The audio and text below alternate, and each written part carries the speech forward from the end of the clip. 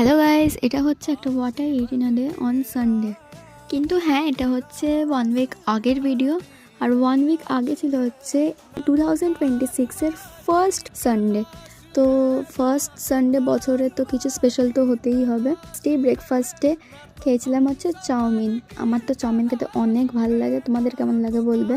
তো এরপর আসা যাক লাঞ্চে ছিল হচ্ছে যে গরম গরম ডাল, আর তার সাথে গরম গরম ফুলকপির পকোড়া। আর জানো, এই ফুলকপির পকোড়াগুলো আমি ভেজেছিলাম। আর ছিল হচ্ছে আলু ভাজা। আর আজকের শো স্টপার, মানে মেইন জিনিস আজকের, সেটা হলো যে মাটনের রঙটা দেখতে পেয়েছো।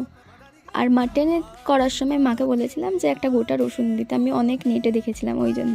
আর রাত্রেবেলা ছিল হচ্ছে যে ডিনারে ছিল হচ্ছে যে কড়াইশুঁটির কচুরি, আলুর দমও হয়েছিল। আর আমি সকালের মাটনের একটা আলু দিয়ে খেয়ে নিয়েছিলাম। তো মোটামুটি ভালোই খাবার ছিল। তোমাদের কেমন লাগলো জানাবে।